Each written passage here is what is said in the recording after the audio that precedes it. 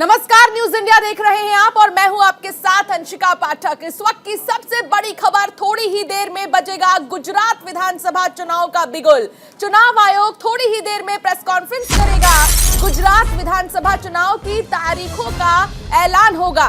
2 चरणों में गुजरात चुनाव हो सकते हैं और ऐसे में विधानसभा चुनाव को लेकर तारीखों का इंतजार जो लंबे समय से हो रहा है, वो इंतजार अब खत्म हो जाएगा। नवंबर के आखिरी हफ्ते में पहले चरण का चुनाव संभव है।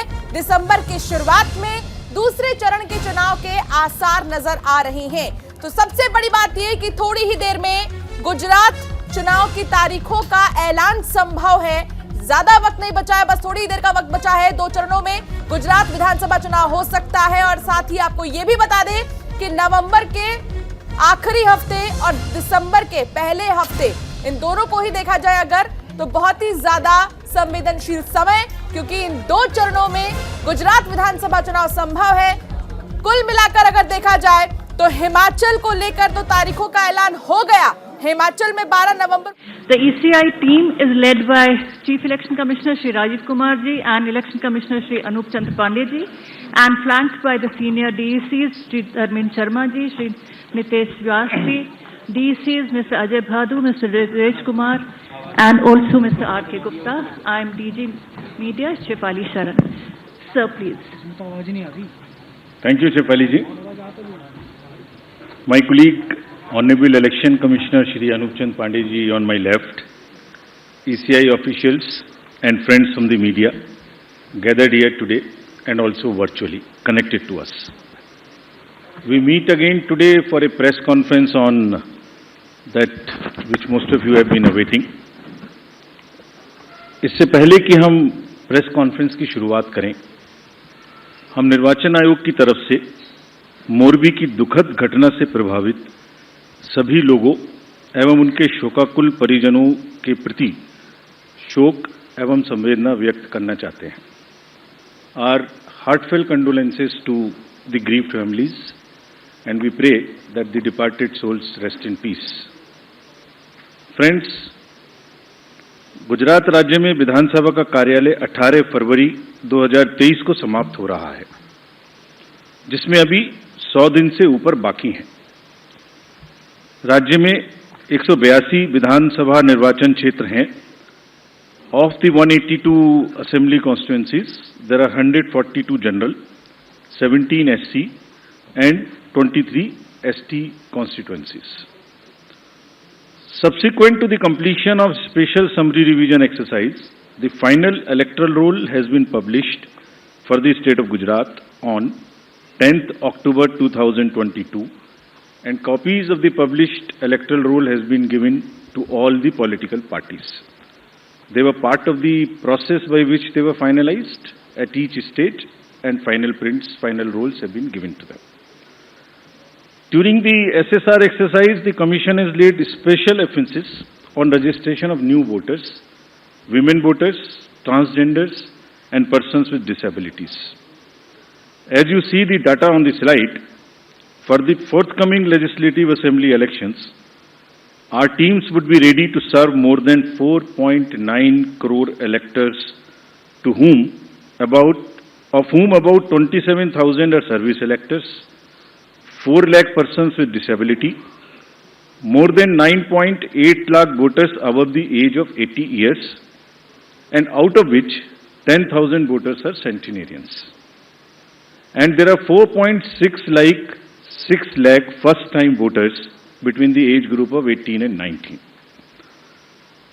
Friends, after the subsequent to the provision of 4 qualifying dates, all the young voters who attained the age of 18 years between the 1st of January 2022 to 1st October 2022 got the chance to get themselves enrolled.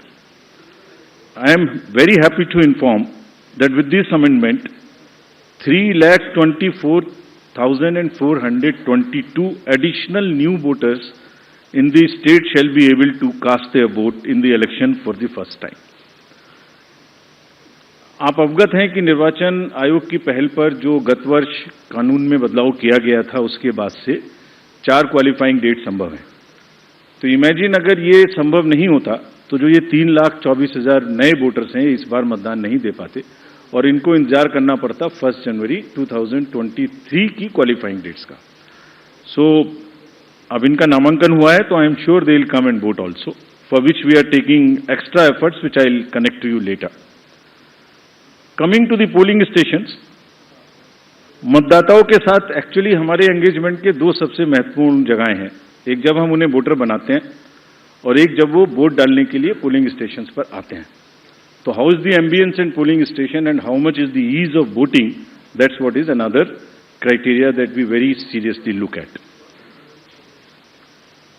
We have instructed all the CEOs and DOs to visit major polling stations personally and ensure that all facilities are available there. Total polling stations की संख्या 51,782 है और हर polling station पर average 948 polling stations होंगे। राज्य में स्थापित मतदान स्थलों में से एटलीस्ट 50% मतदान केंद्रों पर, that means 25,891. These figures are also given in the presentation which is happening and we'll provide a copy to you. इन सब स्थानों पर वेबकास्टिंग की व्यवस्था होगी। मुख्य निर्वाचन अधिकारी और जिला निर्वाचन अधिकारी लगातार इसकी मॉनिटरिंग करेंगे अपने अपने कंट्रोल रूम में। Sector magistrates will also visit on the day of polling and before that also the polling stations. Friends, सभी पोलिंग स्टेशंस पर assured minimum facility like drinking water, waiting area, electricity, ramps, toilets would be provided. No polling station would be on the first floor, they will all be on the ground floor. And we are this time deputing one additional special observer. This is a practice we are starting now and we are experimenting with this. A special observer for accessibility and inclusion. We want to get report, we want to see that our polling stations are truly accessible for women, from old age, for PWDs, for TGs, and the entire process is also inclusive. So उसके लिए हमने एक special observer Himachal और गुजरात दोनों में अभी depute किए हैं। फ्रेंड्स, मतदाता के जो वोटिंग एक्सपीरियंस है उसको बढ़ाने के लिए हमने राज्य में 142 मॉडल मतदान केंद्र बनाए जाएंगे। स्लाइड्स में आपको उनकी कुछ झलकी भी दिखाई जा रही है। सिर्फ महिलाएं, राज्य में कम से कम 1274 पोलिंग स्टेशंस बनाए जाएंगे जहां पर सिर्फ महिलाएं ही तैनात रहेंगी, along with the police personnel also. What you see on the right side, in the 1274 polling stations, only women, polling personnels, police personnels will greet the voters. इसी प्रकार से राज्य में दिव्यांगजनों को मतदान हेतु प्रेरित करने के प्रयास में कम से कम 182 polling stations, which you are seeing on the right side again on this slide, would be meant purely by the persons with disability. एक, as I have said earlier also, एक सशक्त समाज के लिए यह आवश्यक है कि उसके हर वर्ग को बिना किसी बाधा के निर्वाचन में प्रतिभाग करने का अवसर मिले। इसलिए जब दिव्यांगजन निर्वाचन प्रक्रिया से सीधे तौर पर जुड़ेंगे तो उससे हमारे प्रयास को और बल मिलेगा। And this is what, with this objective of inspiring the PWD themselves and also the conveying this message to the society at large, they will be manning the polling stations. Another first time new thing which we are attempting is, जब young voters को voters बना रहे हैं तो हमने हर district में एक booth ऐसा भी बनाया है वहां जहां सबसे कम उम्र के जो एम्प्लॉइज हैं वो ही पोलिंग स्टेशन पे रहेंगे। सो जो भी रिसेंटली रिक्रूटेड हैं हर डिस्ट्रिक्ट में हम इस प्रकार से 33 पोलिंग स्टेशन ऐसे बना रहे हैं जहां absolutely young polling presiding officers, polling parties would be there to greet you. So something like what is being shown here. And this is again with our objective of encouraging the youth, telling them that you are not only have to get registered yourself, you have to manage the elections and you have to come and vote also. Friends, in this respect, we like to give you some unique polling stations also. ECI, as you know, has always been working towards this objective of inclusive and accessible elections. For example, there is no polling station or a building in the polling station 69 Alibaug at this Bagra Assembly constituency. So what has been attempted is to convert and people had to come 80 kilometers to cast their vote to a particular station because they were all carried in a bus to another place. So this time, a shipping container is being used to serve as a polling station. And with all AMF, all assured minimum facilities being provided in this makeshift one, and with 207 voters. Similarly, there are many other examples like where our election machinery is going to last mile to ensure participation. A polling station being set up, which is on the left side, only for one voter. इस polling station में सिर्फ एक ही voter है जो वहीं रहना चाहते हैं, बाहर नहीं आना चाहते. उनके लिए हमारी 15 लोगों की टीम जाएगी और एक वोट लेने के लिए. This is the strength of the Indian democracy.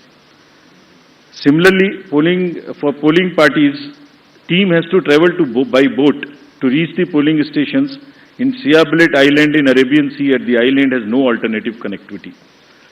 Nearest town, Jafrabad, is approximately 15 kilometers away from island, and this has over 832 houses and 4,757 voters, and will go by boat and get the thing.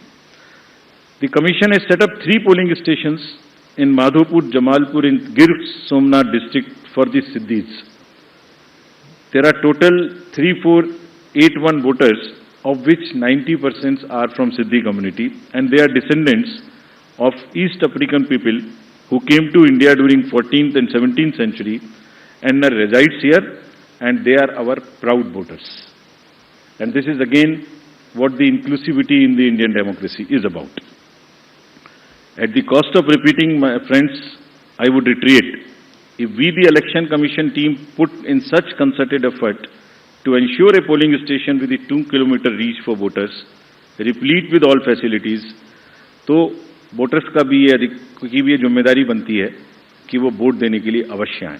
आपके माध्यम से मैं उनसे ये appeal करना चाहता हूं. Now about senior citizens. Commission has also endeavored to bring the polling stations to the doorstep of those voters who face difficulties in coming to the polling stations. This optional facility of postal ballot will be available to all these voters who are 80 plus, PWDs with the benchmark of 40% disability, and if by chance anybody is suffering from COVID.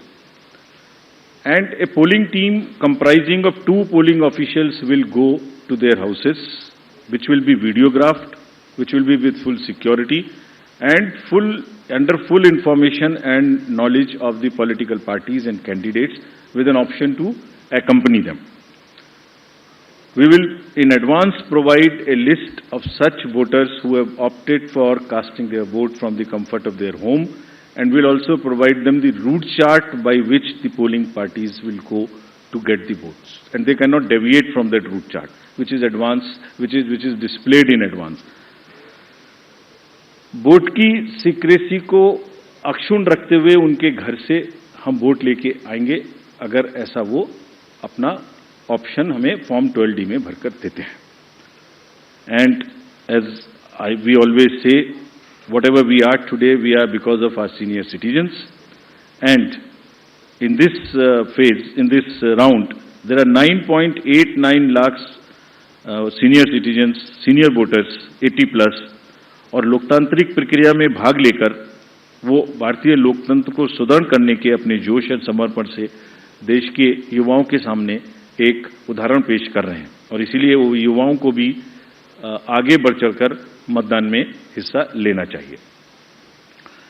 Friends, similarly, Commission is emphasizing on the empowerment and participation of all our persons with disabilities.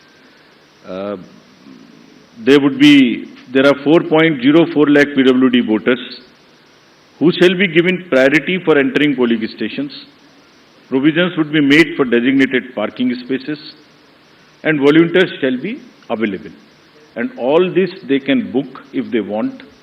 This will be available on the booth, no doubt.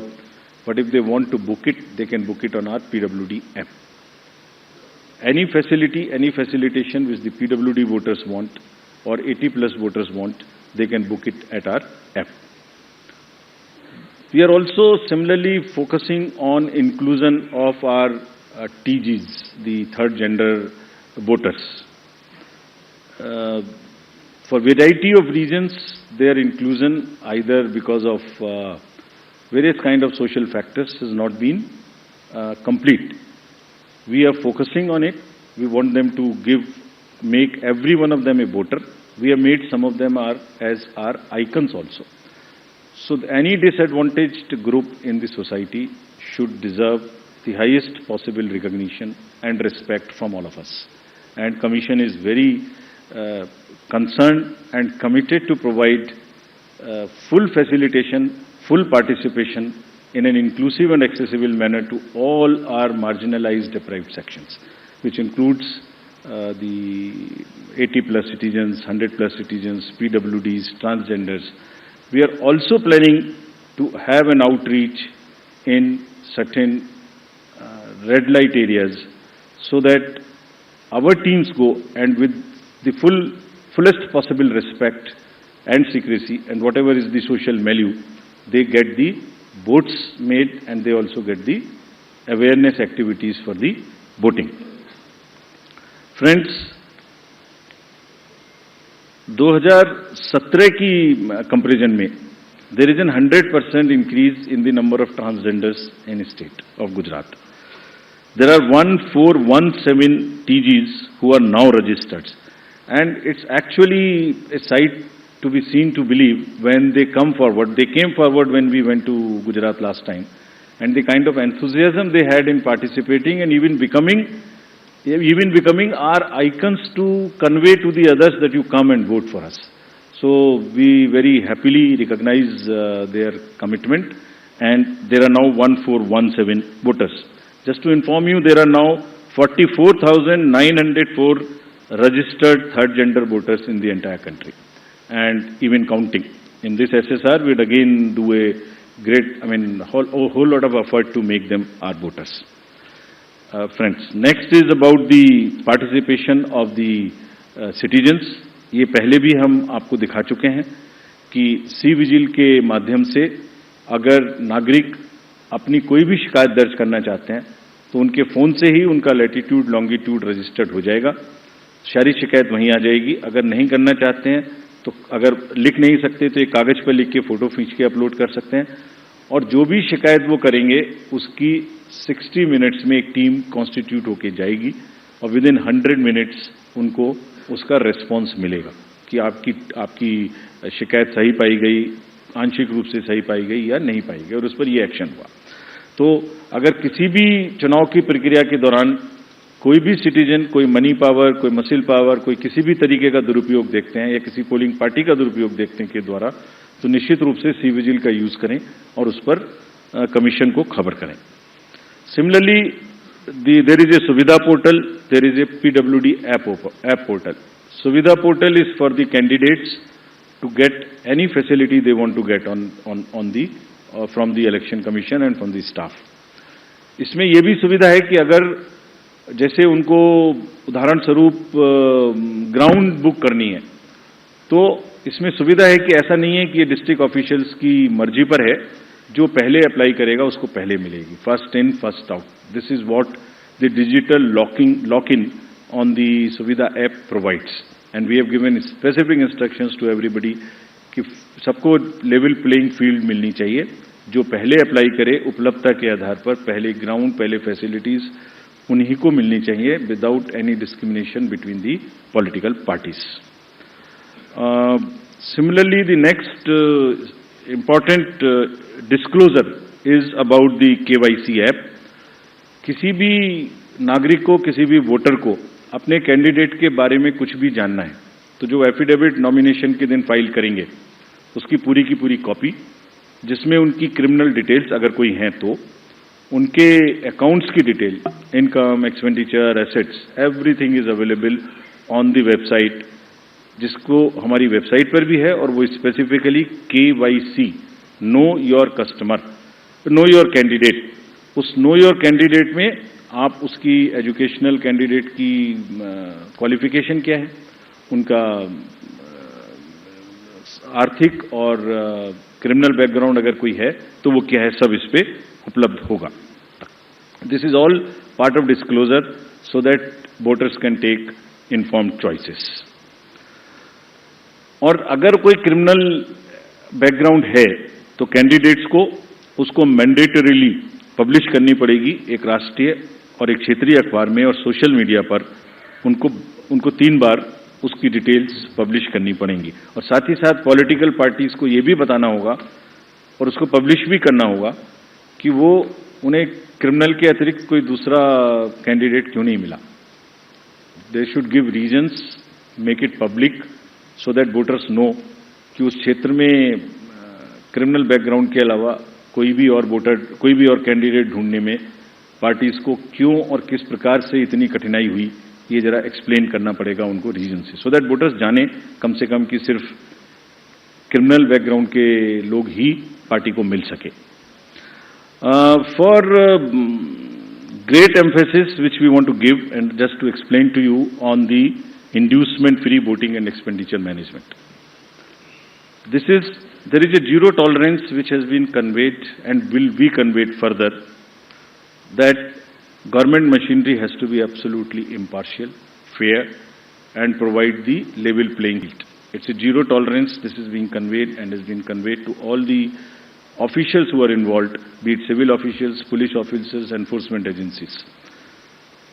If there is any instance which is found that there is a violation of this by any officials, we'll deal with this very, very sternly. Similarly, expenditure sensitive constituencies, there are strict instructions to police, excise department, GST departments, coast guards, income tax, EDs, railway protection force, CISF at the railway station. And let me give you the figures, though they are still increasing and counting. In Himachal elections in 2017, total seizure was 9 crores. It has already crossed 28 crores now, including liquor, mining, and drugs and various kind of things. And still there are 10-12 days to go. We are sure this figure will increase, nothing would move.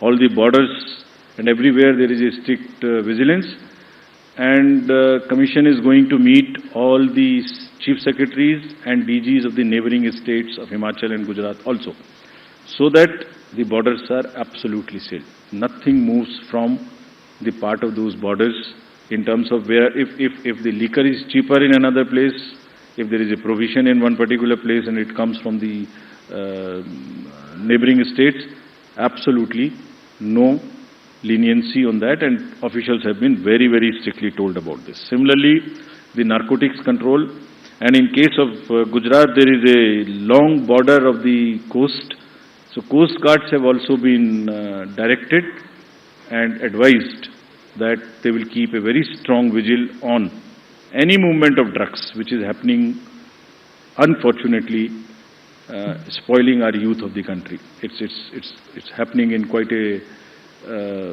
increased fashion because of the various international factors. However, during the elections, the machinery would be extremely conscious that it does not happen.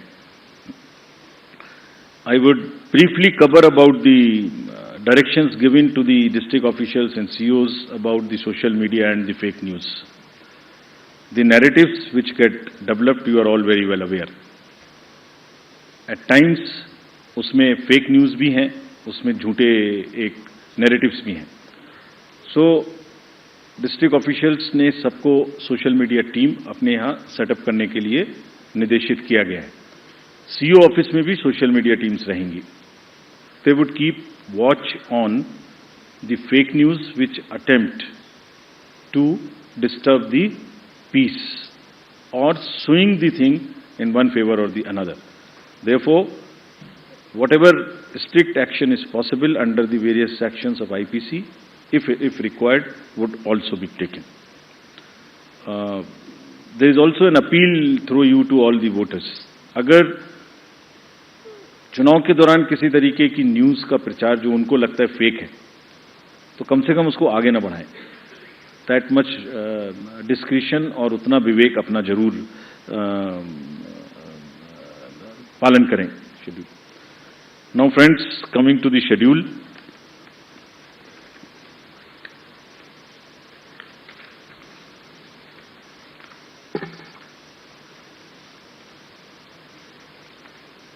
the date of issue of notification would be for the first phase 5th of November and for the second phase 10th of November.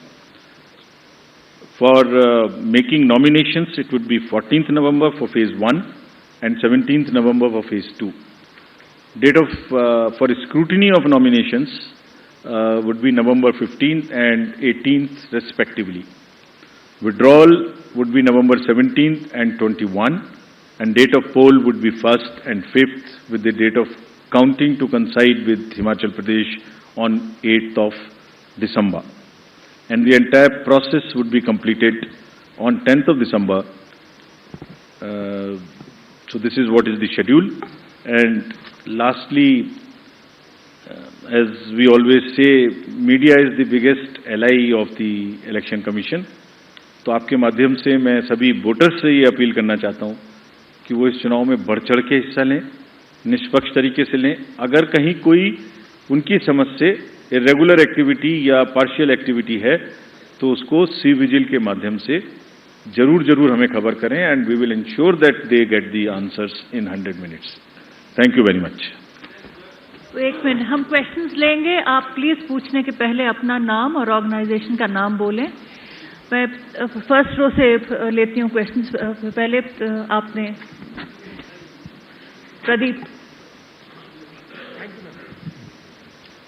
Sir, ये मैं प्रदीप हूँ, total TV news से। मैं जानना चाह रहा हूँ sir, जो अनाउंस हुआ है गुजरात का चुनाव और जिस तरीके से सवाल उठे थे कि देरी हुई है, हिमाचल का जब चुनाव अनाउंस आपने किया था, इन बीच कई सवाल उठाए गए, देरी को लेकर सवाल उठाए गए, तो क्या इन आरोपों का आप जवाब देंगे?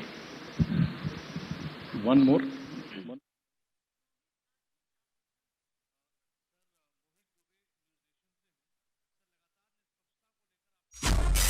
को बता दें, गुजरात की चुनाव की तारीखों का ऐलान हो गया है और ऐसे में 1 और 5 दिसंबर को चुनाव होंगे, वोट डाले जाएंगे और साथ ही 2 चरणों में, जैसा कि पहले भी कहा जा रहा था, 2 चरणों में गुजरात में चुनाव होने हैं। 1 दिसंबर और 5 दिसंबर 2 चरणों में चुनाव होंगे और 8 दिसंबर को नतीजे हिमाचल के साथ ही सामने आएंगे। 2007 और 1998, 2012 में हालांकि एक ही साथ हुआ करते थे चुनाव हिमाचल और गुजरात के, लेकिन उसके बाद बदलाव देखा गया। और ऐसे में सबसे बड़ी बात यह कि अब क्योंकि चुनाव आयोग ने तारीखों का ऐलान कर दिया है, 1 दिसंबर और 5 दिसंबर को वोटिंग होगी और 8 दिसंबर को कुल मिलाकर अगर कहा जाए तो देखा जाएगा कि रिजल्ट्स क्या कुछ आने वाले हैं। तो इंतजार जिस घड़ी का था वो इंतजार अब खत्म हो गया है। गुजरात को लेकर चुनाव की तारीखों का ऐलान हो गया है।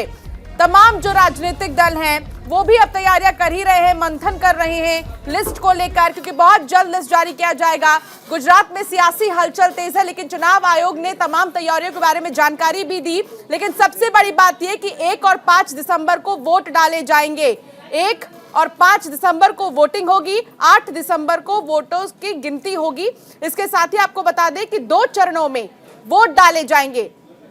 गुजरात की अगर बात करें तो गुजरात में 2007, 1998 और 2012 में पहले हिमाचल के साथ ही डेट्स, वोटिंग, सारी चीजें डिक्लेयर होती थी, क्लियर होती थी। लेकिन इस बार कुछ बदलाव देखा गया और 1 और 5 दिसंबर को 2 चुनाव होंगे। इसके साथ ही वोटिंग्स की अगर हम बात करें तो वोटिंग के साथ 8 दिसंबर को रिजल्ट्स आएंगे, वोटों की गिनती होगी। तो गुजरात में चुनाव का ऐलान, चुनाव की तारीखों का ऐलान हो गया है। चुनाव आयोग ने तमाम तैयारियों के बारे में भी जानकारी दी कि इस बार क्या तैयारियां की गई हैं। लेकिन कुल मिलाकर 3,24,000 ऐसे नए वोटर्स होंगे इस बार गुजरात में जो अपने मत का प्रयोग करेंगे। और साथ ही जितने भी युवा वोटर्स हैं, खास तौर पर चुनाव आयोग ने कहा कि वो भी बढ़ चढ़कर हिस्सा ले इस बार की वोटिंग में और वो भी अपने मत का प्रयोग करें, इस्तेमाल करें।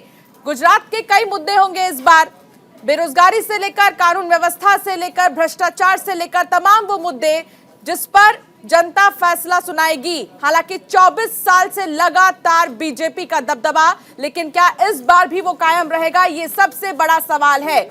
2012 में भी बीजेपी 115 सीटें लेकर आई, 2002 में, 7 में, 2017 में लगातार बीजेपी जीती है। और सीट्स की अगर बात करें, हालांकि उनमें कमी जरूर देखी गई, लेकिन मुद्दे भी इस बार बहुत बड़ा फैक्टर है। तो गुजरात में चुनाव की तारीखों का ऐलान हो गया है। 1 दिसंबर और 5 दिसंबर को चुनाव होंगे, 2 चरणों में वोट डाले जाएंगे। और 8 दिसंबर वोटों की गिनती होगी। कुल मिलाकर अगर देखा जाए तो अब हिमाचल और गुजरात के डेट्स सामने आ चुके हैं। हिमाचल में 12 नवंबर को वोट डाले जाएंगे और एक ही चरण में वोट डाले जाएंगे। 8 दिसंबर को रिजल्ट्स आएंगे। हालांकि इंतजार गुजरात का ही था, लेकिन अब ये इंतजार भी खत्म हो गया है। तो योद्धा तैयार है। अब कुल मिलाकर गुजरात में चुनावी अखाड़ा सज गया है। 1 और 5 दिसंबर का दिन बेहद महत्वपूर्ण, जहां जनता, तमाम दिग्गजों की किस्मत ईवीएम में कैद हो जाएगी। जनता अपना फैसला जो है उस दिन डाल देगी और 8 दिसंबर को देखना होगा कि नतीजे क्या कुछ आएंगे। गुजरात में भी बहुत ज्यादा अहम हो जाता है इस बार का चुनाव, क्योंकि मुद्दे भी बहुत ज्यादा अहम है इस बार। हालांकि आम आदमी पार्टी की एक्टिवनेस के बाद से ही गुजरात में क्या चुनौतियां डबल हो जाएंगी, ये भी सबसे बड़ा सवाल है। तो 8 दिसंबर को मतगणना होगी, 1 और 5 दिसंबर को वोट डाले जाएंगे। मतदान केंद्र से लेकर मतदाताओं के लिए तमाम व्यवस्थाओं को चाक चौबंद रखा गया है। इस बार मतदान केंद्रों में भी कुछ बढ़ोतरी की गई है। जो चुनाव आयोग की तरफ से जानकारी दी जा रही थी, उसमें बताया गया कि मतदान केंद्रों को भी इस बार बढ़ाया जाएगा और साथ ही किसी भी मतदाता को परेशानी ना हो, इसके लिए जितने भी वहां पर मौजूद स्टाफ है उनके जरिए उन तक मदद पहुंचाने का जो काम है वो भी किया जाएगा, ताकि वो आसानी से मतदान केंद्र पर जाकर वोट डाल सके। तो गुजरात में कुल मिलाकर 182 सीटों पर चुनाव होना है। 24 साल से लगातार बीजेपी जीतते आई है। 2002 से सीट कम हुए हैं। हालांकि मोदी के बाद 3 सीएम भी बदले हैं। 94 में आखिरी बार कांग्रेस की सरकार रही है। छबलीदास मेहता जो कि कांग्रेस के आखिरी सीएम रहे, उसके बाद से लगातार देखा गया तमाम बदलाव हुए। और अब क्योंकि तारीखों का ऐलान हो गया है, तो 1 और 5 दिसंबर का दिन बेहद खास और 8 दिसंबर को मतगणना होना है।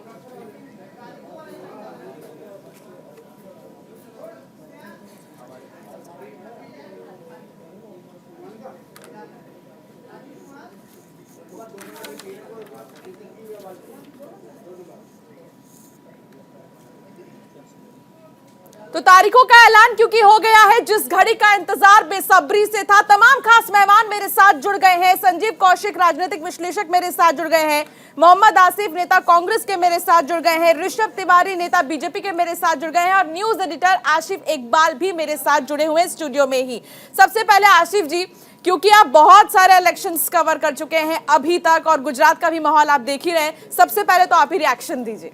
बिल्कुल, देखिए सबसे बड़ी चीज़ है कि जिस बात का इंतज़ार तमाम देश को था और ख़ास तौर पे देखिए क्योंकि प्रधानमंत्री के लगातार दौरे, गृह मंत्री के लगातार दौरे, और ये राज्य इसलिए बहुत अहम हो जाता है क्योंकि वो प्रधानमंत्री का गृह राज्य है। देखिए गुजरात की ऐसी 50 पहचान होंगी, इसमें कहीं दो मत नहीं है, लेकिन इस वक्त जो सबसे ज़्यादा पटल पे और सबसे ज़्यादा चर्चा का विषय होता है वो ये होता है कि प्रधानमंत्री के दिल के करीब सबसे अधिक कौन राज्य है, तो वो सबसे पहले और सबकी जुबान पर आता है वो है गुजरात। और देखिए बिल्कुल आपने सही कहा, जिस तरीके से लंबी पारी वहां भारतीय जनता पार्टी ने खेली है वो कहीं ना कहीं से एक बड़ा चैलेंज होगा इस बार। चैलेंज इसलिए अंशिका क्योंकि पूरी सरकार की दशा भी बदली है, दिशा भी बदली है और चेहरे भी बदल गए हैं। तो आप समझिए कि इन चेहरों के बदलने पर क्या वहां की आवाम ने, क्या वहां की जनता ने, क्या वहां के लोगों ने इसको एक्सेप्ट किया है। क्योंकि मुहर तभी, देखिए चुनाव वो होता है कि एग्जामिनेशन आपके होते हैं, हर पॉलिटिकल पार्टी के एग्जामिनेशन चुनाव के तौर पे देखी जाती है और रिजल्ट जो आता है वही उनके पास फेल का नतीजा होता है। जो नतीजे तब्दील होते हैं उसी को रिजल्ट माना जाता है। तो ये कहीं ना कहीं से बेहद अहम है और बेहद जरूरी है और गुजरात का चुनाव हम सब के लिए भी बहुत जरूरी है। मैं आपको बताऊं, एक बहुत छोटे शब्दों में अपनी बात खत्म करूं, उससे पहले बताऊं आपको अंशिका कि ग्राउंड जीरो के हीरो भी हमारे मौजूद हैं। हमारे चप्पे चप्पे पे रिपोर्टर हैं। 182 विधानसभा में हमारे रिपोर्टर मौजूद है और आपको सबसे पहले और सबसे सटीक जानकारी भी आपको मुहैया कराई जाएगी, क्योंकि न्यूज इंडिया की टीम पूरी तरीके से तैयार है, मुस्तैद है, क्योंकि वो जानती थी। और गुजरात चुनाव को लेकर भी आपको भी याद होगा कि 3 दिन पहले हमारे तमाम बड़े पैनल के साथ हमने चर्चा की थी कि गुजरात चुनाव 72 से 100 घंटे में घोषणा की जा सकती है। और कहीं ना कहीं से न्यूज इंडिया की खबर पर मुहर लगी है और अब चुनाव की घोषणा हो चुकी है। 2 चरणों में चुनाव होने जा रहा है, तो कहीं ना कहीं से एक बात आप साफ है कि यह चुनाव बहुत दिलचस्प होने वाला है। दिलचस्प होने वाला है चुनाव इस बार का। हालांकि देखना होगा कि चुनौतीपूर्ण कितना होगा। संजीव कौशिक जी क्या कहेंगे, इस बार चैलेंजिंग बहुत ज्यादा है गुजरात का चुनाव? देखिए, सबसे ज़्यादा तो भारतीय जनता पार्टी के लिए है। सीधी सी बात, कांग्रेस कहीं को दिखाई नहीं दे रही है। कांग्रेस लड़ रही है या नहीं लड़ रही है वो कांग्रेस समझे, लेकिन जिस तरह से भारतीय जनता पार्टी और आम आदमी पार्टी वहाँ एक दूसरे पे हमलावर है, यह बात तो तय हो गई है कि ये चुनाव गुजरात मॉडल बनाम दिल्ली मॉडल, जो दिल्ली की आम आदमी पार्टी की सरकार है उसके बीच में ये चुनाव होता हुआ दिखाई दे रहा है। कई हड़बड़ियाँ इसमें जब आप देखेंगे तो आपको दिखाई देगा। जैसे आज ये चुनाव आयोग का ये ऐलान, पिछले कुछ दिनों से लगातार हम 3-4 दिनों से चर्चा कर रहे थे मोरबी के उस घटना के बारे में, उससे हाशिए पे जाती हुई भारतीय जनता पार्टी, या फिर पिछले कुछ महीने जिस तरह से शराब के पीने की वजह से बहुत सारे लोगों की मौत हो गई। जिस मॉडल की बात बार बार मैं कहता हूं, उस मॉडल को आगे ले जाने की बात यदि भारतीय जनता पार्टी करती है तो यहाँ आके ठिठकती हुई वो दिखाई दे रही है। यानी मुद्दे भी इस बार बहुत सारे आप सीधे तौर पर कह रहे हैं। ठीक है, मोहम्मद आसिफ जी भी मेरे साथ जुड़े हैं, कांग्रेस के नेता। मोहम्मद आसिफ जी, देखिए अभी थोड़ी देर पहले संजीव जी कह रहे थे कि कांग्रेस गायब होती जा रही है। 94 में आखिरी बार आप दिखाई दिए थे गुजरात में, लेकिन उसके बाद से नहीं दिख रहे। इस बार की क्या प्लानिंग है, क्योंकि तारीखों का ऐलान हो गया है। 1 और 5 दिसंबर को वोट जाएंगे, 8 को गणना होगी। गुजरात की जनता चुनाव की तारीख का इंतजार कर रही थी। भाजपा के अंदर ताबूत में कील ठोकने का काम करेगी जो 2017 में रह गया था, वो कांग्रेस पार्टी के लिए। आप सबसे बड़ा मुद्दा भ्रष्टाचार होगा गुजरात के अंदर। कोई जो हमने भ्रष्टाचार मॉडल अभी देखा है, किस तरीके से भ्रष्टाचार पुल गिरा, पुल गिरने के बाद में 140 लोगों की मौत हुई। उस मौत के बाद में एक भी जिम्मेदार आदमी को गिरफ्तार नहीं किया गया। गिरफ्तार कौन किए गए? 4th क्लास के आदमी, चौकीदार, टिकट काटने वाले, ये सब लोग जो मेन मालिक लोग हैं जिन्होंने सरकार के साथ मिलकर भ्रष्टाचार किया, वो लोग सब बाहर घूम रहे हैं। और प्रधानमंत्री ने कहा इस पे छानबीन बिल्कुल गहरे तरीके से होनी चाहिए। वो गहरा तरीका कौन सा है पता नहीं। भ्रष्टाचारी को बचाने के लिए भाजपा जिस तरीके से लगी हुई है। आप हमला बोल रहे हैं बीजेपी पर, आपकी प्लानिंग क्या होगी जनता के लिए गुजरात में? हमारी प्लानिंग होगी, राहुल गांधी जी गए थे गुजरात, किस तरीके से उन्होंने घोषणा की, जो देश की स्थिति आर्थिक तौर पे गुजरात की स्थिति, किस तरीके सिलेंडर के रेट हैं, उस सब के ऊपर, बिजली को लेकर, हर चीज को लेकर आर्थिक मदद जनता को दी जाएगी सरकार बनने के बाद में। और सरकार कांग्रेस बनाने जा रही है। जिस तरीके से राहुल गांधी जी की भारत जोड़ो यात्रा है, वो भारत जोड़ो यात्रा ये दर्शाती है कि हिंदुस्तान को तोड़ने के लिए हर तरीके से, संविधान हो, कानून हो, हर तरीके भाजपा तोड़ रही है। भी हमने देखा एक फैसला उत्तर प्रदेश से आया कि एक एमएलए को हेज फीस के लिए 800 रुपए का जुर्माना देके छोड़ दिया जाता है। एक दूसरे अपोजिशन के एमएलए को 3 साल की सजा देके सदस्यता खत्म की जाती है। ये सब चीजें भारत जोड़ो यात्रा जुड़ी हुई है। रिएक्शन में उनसे भी ले लूं, क्योंकि तारीखों का ऐलान हो गया है। ऋषभ तिवारी जी, बहुत स्वागत है न्यूज इंडिया पर। ऋषभ जी, देखिए बहुत बड़ी बात है कि तारीखों का ऐलान हो गया है। इंतजार हम कर रहे थे इस वक्त का, इस घड़ी का, लेकिन सबसे बड़ी बात यह है कि इस बार चैलेंजिंग है गुजरात का चुनाव, क्योंकि फैक्टर बहुत सारे हैं। आम आदमी पार्टी भी आपके लिए चैलेंज बन सकती है।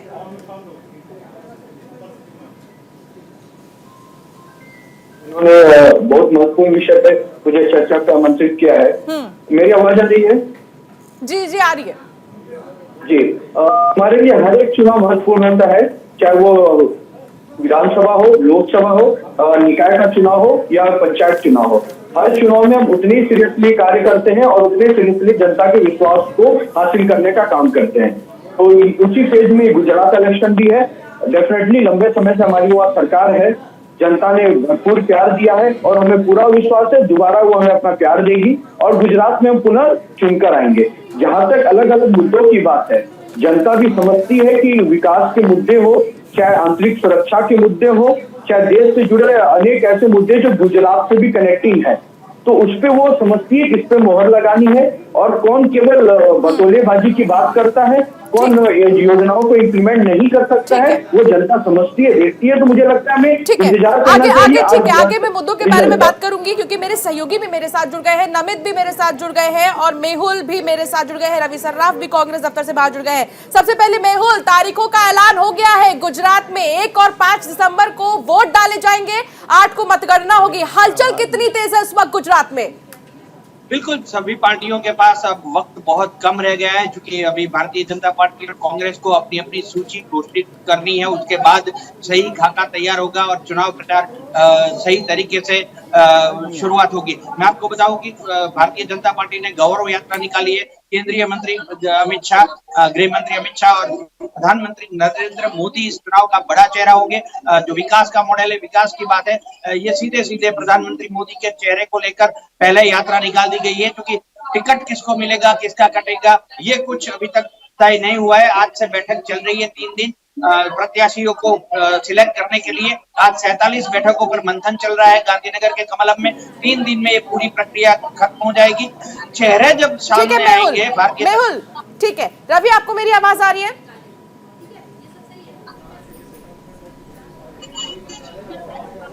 तो रवि तक मेरी आवाज नहीं पहुंच पा रही है। नमित, आप तक मेरी आवाज आ रही है?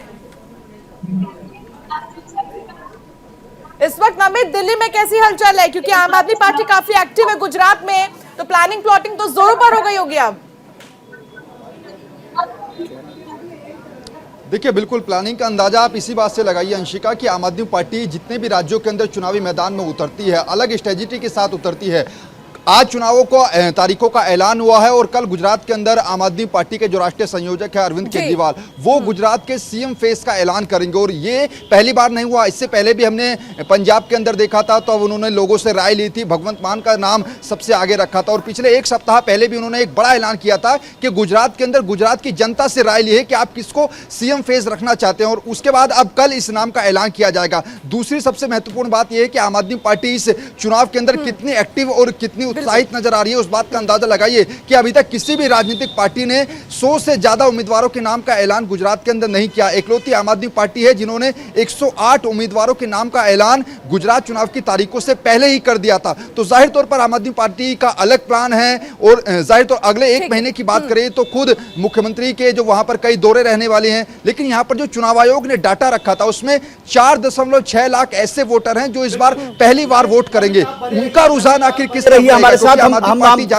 सीधे हम चेहरे होते हैं। नमित, बिल्कुल नमित, अब हम सीधे रवि की तरफ हम मुखातिब होते हैं। रवि, अगर आपको आवाज मिल रही है तो आप पहला रिएक्शन बताएं कि चुनाव की घोषणा हो चुकी है, कांग्रेस पार्टी कितनी तैयार है?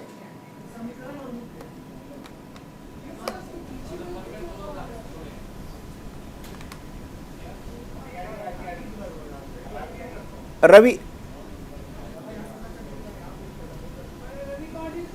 आपकी आवाज में कुछ प्रॉब्लम है, आप एक बार चेक करें। टेक्निकल प्रॉब्लम हो सकती है, उसको ठीक करें। देखिए, साफ तौर पे है अंशिका, मैं बताऊं कि ये तमाम हमारे ग्राउंड जीरो के हीरो हैं। ये सभी लोग ग्राउंड पे मौजूद है और ये इस वक्त यहां है। लेकिन लगातार आप समझिए, मेहुल से बात करते हैं। मेहुल, गुजरात के चुनाव की घोषणा हो गई है। आपने सबसे पहले ये जानकारी हम तक मुहैया कराई थी कि गुजरात के चुनाव की घोषणा 2 दिनों में हो जाएगी और ठीक आज दूसरा दिन है जब गुजरात चुनाव की घोषणा हो चुकी है। कैसा पहला रिएक्शन, क्या कितनी तैयार है वहां की जनता, वहां के लोग और खास तौर पे वहां अधिकारी वर्ग, खास जिस चुनाव आयोग ने जिनके सर्वे पे ये रिपोर्ट जारी की है, जिनके सर्वे के बाद इस तरह के डिसीजन लिया है, क्या वो इस तरीके तैयार और मुस्तैद हैं? देखिए, 31 तारीख को ही हमने बता दिया था कि 3 तारीख को ऐलान हो सकता है। चुनाव आयोग 3 तारीख को करेगी। जिस तरह से मोरबी की घटना सामने आई, 1 या 2 तारीख को जो ऐलान होना था उसको 2 दिन पीछे कर दिया गया। प्रधानमंत्री नरेंद्र मोदी ने भी गुजरात में रहते ही तीसरे दिन घटना के तीसरे दिन दौरा किया था। मैं आपको बताऊं कि जिस कदर से ये मोरबी की घटना घटी है, इससे थोड़ा बैकफुट में अभी भारतीय जनता पार्टी जरूर दिख रही है, क्योंकि सबसे बड़ा जो बखेड़ा होने वाला है वो टिकट की सूची सामने आएगी भारतीय जनता पार्टी के खेमे में। मैं आपको बताऊं कि 2017 से लेकर 2022 तक में कई ऐसे जो कांग्रेस के विधायक थे जिन्होंने पाला बदला। बिल्कुल, आपने बीजेपी की बात की। हम बीजेपी का एक रिएक्शन लेते हैं ऋषभ तिवारी से। ऋषभ तिवारी, आप सुन रहे हैं, हमारे रिपोर्टर वहां ग्राउंड पे मौजूद है, ग्राउंड जीरो के हीरो हैं हमारे। वो कह रहे हैं कि भारतीय जनता पार्टी को बड़ी मुश्किलों का सामना करना पड़ सकता है। ये देखिए, ये जो अभी फिलहाल जो मोरबी घटना हुई है उससे ये जोड़कर देख रहे हैं, आप क्या कहेंगे? देखिए, वो मीडिया के बंधु हैं, आकलन करते हैं और उनके आकलन पे मैं टीका टिप्पणी नहीं करना चाहूंगा। हमें अपने कामों पे विश्वास है और हमें अपने योजनाओं पे विश्वास है, अपनी नीतियों पे विश्वास है। हमारे जो नेता वहाँ कार्य कर रहे हैं उस पर हमें विश्वास है और हमें उम्मीद है कि हम पुनः जीत कर आएंगे। जहाँ तक मीडिया के आकलन की बात है, कभी कभी मीडिया बिल्कुल एग्जैक्ट रिपोर्ट पेश करता है तो कभी कभी वो फेलियर भी होता है। तो ये समीकरण होता है। अभी क्या समीकरण है, चुनाव के वोटिंग वक्त जनता के दिमाग में क्या आप कितने कॉन्फिडेंट है ऋषभ, आप कितने कॉन्फिडेंट हैं? मैं 100% कॉन्फिडेंट। ठीक है, हमारे साथ कांग्रेस के नेता आसिफ है। आसिफ, वो तो 100% कॉन्फिडेंट है और वो कह रहे हैं कि बीजेपी इस बार फिर जीतेगी। फिर आप लोग की तैयारी कहाँ? हमारी पूरी तैयारी है। हमारा हर वर्कर, हर कार्यकर्ता गुजरात के अंदर चुनाव में लगा हुआ है। बस शर्त है कि जो पैसा जनता का खर्च कर रहे हैं भाजपा और आम आदमी मिलकर। लेकिन आप लोग दिख नहीं रहे हैं आशिफ। दिख रहे, आप जनता के बीच में जाइए, नजर आएंगे आपको। हम बड़े बड़े होर्डिंग के अंदर, बोर्डों में नजर नहीं आएंगे, टीवी में नहीं जाएंगे। हम जनता की जो हालात खराब कर दिए भाजपा ने गुजरात के अंदर, उस पर नजर आएंगे। जो विकास मॉडल गुजरात का भाजपा ने पेश किया, जो गुजरात के ऊपर कर्ज था मोदी जी सरकार मिलाने से पहले, आने से पहले 3,000 करोड़ का, आज बढ़कर 3 लाख करोड़ हो गया। ये विकास मॉडल है। संजीव हमारे साथ जुड़े हुए हैं। ऐसा विकास मॉडल शायद हमने कहीं देखा नहीं है। आशिफ, बिल्कुल मैं आपके पास आऊंगा। संजीव, आप हमारे साथ जुड़े हुए हैं। संजीव जी, आप जो है लगातार राजनीतिक अनुभव है आपको, तमाम चीजों को देखते रहे हैं। क्या कहेंगे आप कि कांग्रेस पार्टी कितनी तैयार है और कितनी मुस्तैद दिख रही है वहां ग्राउंड पे? देखिए, भारतीय जनता पार्टी सबका मुकाबला ये तय है, लेकिन ये माना जा रहा है, जो खास तौर पे जो अभी तक जो सर्वे आ रहे हैं, जो रिपोर्ट आ रहे हैं, जो तमाम चीजें होती हैं, आकलन जिसकी बात कर रहे हैं, उसमें आम आदमी पार्टी को लगता है कि कांग्रेस पार्टी ने वॉकओवर दे दिया है। कैसे देखते हैं आप? देखिए, सच बात यह है कि भारतीय जनता पार्टी के पिछले 27 सालों के कामों को देखते हुए लोग तो पहले कांग्रेस पार्टी की तरफ ही देख रहे थे, लगातार वही विपक्ष में वहां भूमिका निभा रही थी। लेकिन कांग्रेस पार्टी ने जिस तरह से अपने नकारापन का उदाहरण पेश किया है, लोगों ने एक नए विकल्प की तरफ अपने आप को जोड़ना शुरू कर दिया है और उसी का फायदा आम आदमी पार्टी को मिलता हुआ दिखाई दे रहा है। आम आदमी पार्टी लगातार भारतीय जनता पार्टी के उन असफलताओं या विफलताओं को लेकर के लोगों के बीच में उसको घेरने का प्रयास कर रही है, जो वाजिब भी है और उसको जवाब देते हुए नहीं दिखाई दे रहा है। अभी जैसे मोरबी की घटना को देख ले तो उसमें वो लगातार वो घेरने का प्रयास कर रहे हैं और पूछ भी रहे हैं। अच्छा संजीव जी, देखिए एक चीज ये भी है कि दोनों ही पार्टियां कॉन्फिडेंट है, लेकिन अगर हम देखें 2002 से लेकर 2017 तक तो दोनों के ही सीट्स कम हुए हैं। हालांकि बीजेपी जीती है लेकिन सीटों में कमी है, कांग्रेस भी सीटों में कमी लेकर आई है हर बार के चुनाव में। अब भी ऐसा कुछ लग रहा है? नहीं, देखिए, बीजेपी तो लगातार नीचे की तरफ जा ही रही है, लेकिन कांग्रेस पार्टी, बार बार चर्चा हो रही है कि लोगों ने तो कांग्रेस पार्टी को ही पहले विपक्ष के रूप में देखा था वहां पे, लेकिन उन्होंने जिस तरह की उनकी भूमिकाएं वहां होनी चाहिए थी, भारतीय जनता पार्टी को घेरनी चाहिए थी बहुत सारी विफलताओं को लेकर के, कांग्रेस पार्टी ने अपने आप को बिल्कुल दरकिनार कर लिया। और धीरे धीरे, केवल गुजरात की बात नहीं है, अपने स्टेट में भी देखेंगे तो कांग्रेस पार्टी का ग्राफ उसी तरफ से नीचे जाता हुआ दिखाई दे रहा है। और आम आदमी पार्टी के लिए ये बेहतर एक समय है या मौका है कि लोगों को जो विपक्ष की एक भूमिकाएं होनी चाहिए वो दिख रही है कि नहीं, आम आदमी पार्टी वो बेहतर निभा रही है, काम कर रही है। एक मैंने अभी चर्चा की कि दिल्ली मॉडल और गुजरात मॉडल की बात हो रही है, लगातार चर्चा हो रही है। तो शिक्षा, गुजरात को सब कोई मानते हैं और जानते हैं कि गुजरात बेहतर स्थिति में है, लेकिन फिर भी शिक्षा की बात आप कर ले, गुजरात आप फिसड्डी दिखाई देगा। स्वास्थ्य की बात कर ले, आपको फिसड्डी दिखाई देगा। या जिस तरह से वो निजीकरण की तरफ जाते हुए दिखाई दे रहे हैं, निजीकरण के जो परिणाम सामने आ रहे हैं उसके वजह से भारतीय जनता पार्टी घिरती हुई दिखाई दे रही है। तो वो तमाम चीजें हैं। और एक चीज और, बार बार भारतीय जनता पार्टी की एक रणनीति है कि वो अपने चेहरे को बदल देते हैं। तो जब चेहरे आप बदल देते हैं तो एक मैसेज लोगों के बीच में जाता है, या तो वो नाकारा थे, काम करने वाले नहीं थे, और अच्छे थे तो आपने कंटिन्यू क्यों नहीं किया। तो हर बार में आपको इसका लाभ नहीं मिलेगा। 3 लाख से भी ज्यादा नए वोटर्स हैं, युवा वोटर्स को ज्यादा बोला गया है कि इस बार वो वोट डाले। जब शिक्षा की व्यवस्था फिसड्डी है, जैसा संजीव जी भी कह रहे हैं, बीजेपी ने 115 सीटें हासिल की 2012 में, 2002 में 127, 2007 में करीब करीब 117 और 2017 में 99। इस बार क्या टारगेट है आपका? देखिए, हमारा टारगेट एक ही है, अंत्योदय। अंत्योदय की बात अगर हम करते हैं, अंतिम तो विकास को कंटिन्यू तरीके से कैसे पहुंचाते रहे, वो हमारा टारगेट है, उसी भाव से काम करते हैं। लेकिन एक सवाल मैं आज आपके चैनल के माध्यम से पूछना चाहूंगा। आम आदमी पार्टी के समर्थक के तौर पे कौशिक जी हमेशा कई चैनलों में बैठे और बात भी की है, मैं काफी डिबेट किया हूं इनके साथ। मैं एक सीधा सवाल पूछना चाहता हूँ, अभी वो कॉन्फिडेंट दिख रहे हैं कि टक्कर दे रही है आम आदमी पार्टी बीजेपी को, फिसड्डी साबित है बीजेपी की योजनाएं, और वो काफी कुछ ये कह रहे हैं। तो क्या इसी प्रणाली के तहत अगर आम आदमी पार्टी के कुछ वोट परसेंटेज वहां बढ़ जाते हैं या कुछ सीटें आ जाती हैं, हालांकि वो कितनी आएंगी कितनी नहीं आएंगी जनता के दिल और दिमाग में है किसे चुनना है, लेकिन अगर आ जाते हैं तो क्या वो ईवीएम का रोना तो नहीं रोएंगे फिर? वरना फिर अगर बीजेपी आएगी तो ईवीएम बदनाम होगी। ये सवाल संजीव से पूछ रहे हैं। संजीव जी संजीव जी, सवाल का जवाब दीजिए। बिल्कुल। आवाज थोड़ी सी उनकी क्लियर नहीं आ रही थी। क्या सवाल था, एक बार आप दोहरा दें तो ज्यादा बेहतर है। ऋषभ जी, ईवीएम का रोना तो नहीं रोएंगे सर। ईवीएम पे बात आ गई, अब सीधे मुद्दों को हटाकर सीधे अब ईवीएम पर। नहीं देखिए, ईवीएम पे प्रश्न खड़ा कराने वाले तो सबसे पहले उन्हीं के पाले में बैठे हुए हैं। इतनी मोटी किताब लिख दी थी जेबीएल ने, उसके बारे में वो जरा एक बार देख लें। तो ईवीएम तो एक अपने आप में समस्या है ही, उसके बारे में लगातार सवाल चलते रहेंगे। और भारतीय जनता पार्टी जिस तरह से घेरे में आती रही है और उस पर प्रश्न खड़ा होता रहा है, उसके भी कारण है।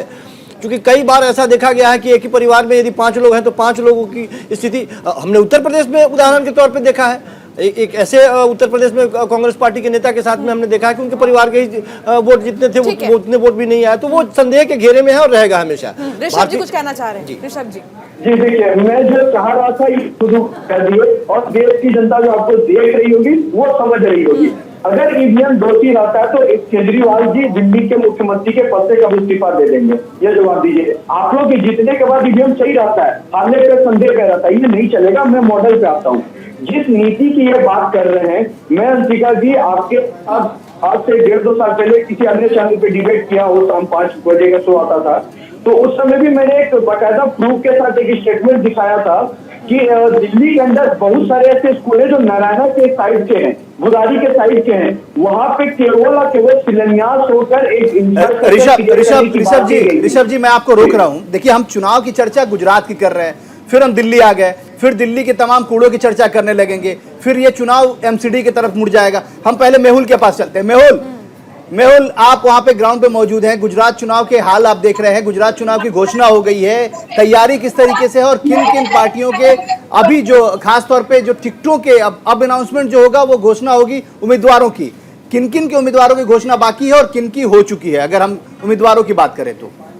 सर, दोनों पार्टी जो बड़ी है, भारतीय जनता पार्टी और कांग्रेस, दोनों की सूचियां बन रही है। मैं आपको बताऊं कि कांग्रेस लगभग प्रक्रिया खत्म कर दी है, क्योंकि कांग्रेस को भी पता था कि 2 चरण में चुनाव होंगे। तकरीबन 80 से 90 जो प्रत्याशी है उसमें ज्यादातर विधायकों को रिपीट किया जा रहा है। कुछ एक के टिकट कटेंगे, 8 से 10 जो वर्तमान विधायक है उनके टिकट कट सकते हैं। भारतीय जनता पार्टी में सबसे बड़ी पशोपश ये है कि 2017 से लेकर 2022 तक में कई सारे जो विधायक थे कांग्रेस के, वो नए जुड़े हैं भारतीय जनता पार्टी में। कुछ एक ठीक है मेहुल, आपसे विस्तार से और भी जानकारियां लेंगे, क्योंकि एक छोटे से ब्रेक के लिए यहाँ पर रुकना होगा। तमाम मेहमान हमारे साथ बने रहेंगे, क्योंकि जिस घड़ी का इंतजार बेसब्री से हर किसी को था, हिमाचल के बाद गुजरात के विधानसभा चुनाव की तारीखों का ऐलान कब होगा, ये सवाल जो हर किसी की जुबान पर था, उसका जवाब मिल गया है। 1 और 5 दिसंबर को वोट डाले जाएंगे और 8 दिसंबर को मतगणना होगी। लगातार ये चर्चा जारी रहेगी। आप बने रहिए न्यूज इंडिया के साथ, कहीं मत जाइएगा।